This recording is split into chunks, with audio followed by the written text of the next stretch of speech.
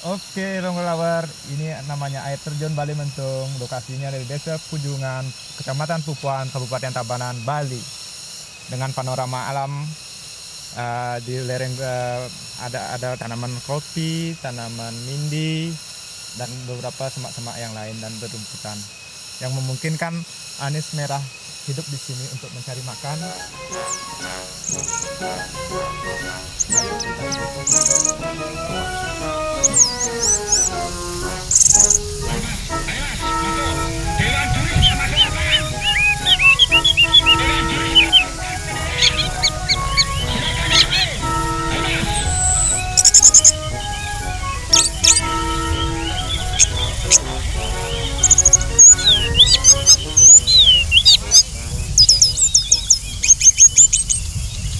Ya, kalau dipantau di luar, Mas. Dipantau di luar.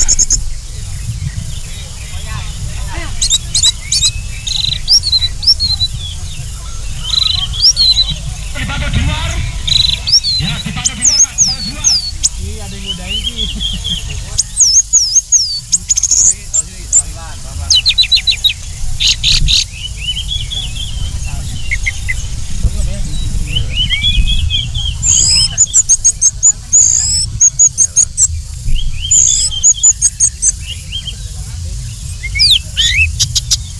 Ini usianya masih 9 bulan ya?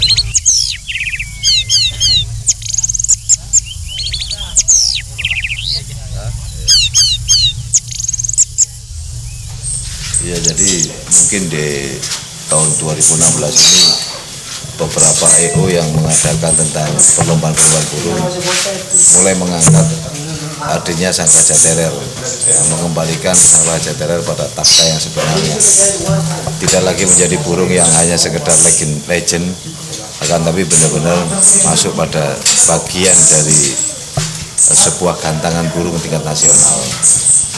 Ya, saya harap di tahun ini di Piala Presiden beberapa hari yang lalu sudah saya sampaikan kepada Bang Boy untuk kembali mengangkat anis merah sebagai takhta terdepan. Kelihatannya Bang Boy sendiri juga mengiyakan. Bahkan anis merah itu di Piala Presiden akan dijadikan kelas utama, kalau saya tidak salah, dengan tiket 2 juta. Jadi, untuk mengembalikan anis merah. Kalau saya bicara tentang anis merah, dari tadi pagi kan kita berjalan sama pewarta ke daerah-daerah yang sebagai perkebunan anis merah atau peternakan anis merah.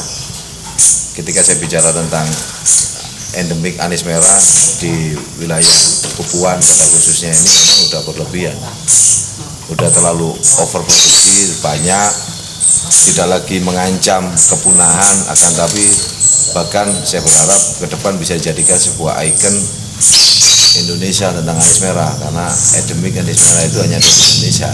Dulu kalau saya ingat Sabdo Langit itu saya beli, bahkan beliau ini sama-sama asli orang Jawa Timur. Beliau dari Madura, saya dari Malang, kelahiran kita sama dari Jawa Timur. Itu masih seusia trotol seperti ini. Beliau ini tidak hanya sebagai pengusaha anis merah atau peternak anis merah, akan tapi secara anatomi tubuh anis merah mana yang bagus, beliau paham. Bicara orang Jawa itu katuranggannya itu hafal sekali. Apalagi bicara makanan, bagaimana cara perawatan anis merah itu beliau udah ini suhunya ini. Nah, ini Pak Jirifai, beliau ini adalah pendiri daripada Ring Jainal BPN.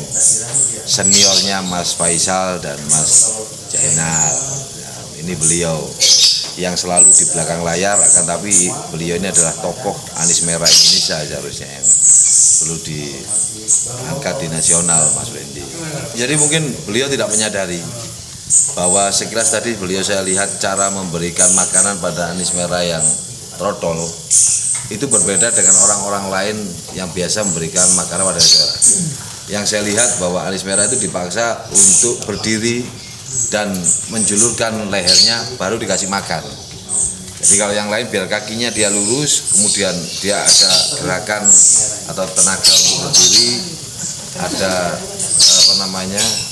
membiasakan bahwa berdiri untuk mencari makan gitu.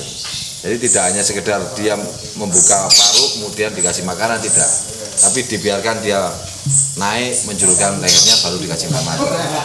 Itu menurut saya ke depan akan menjadikan anis merah itu seperti apa, kekuatan daripada rahangnya, daripada lehernya, daripada paruhnya, kakinya dan sebagainya itu berpengaruh. Karena di beberapa tempat saya pernah lihat anis merah itu diloloh dengan cara dibiarkan dia begitu membuka paruh, dibiarkan, akhirnya ketika besar kakinya semuanya bengkok, nggak bisa lurus, nggak bisa kuat, ya, gitu.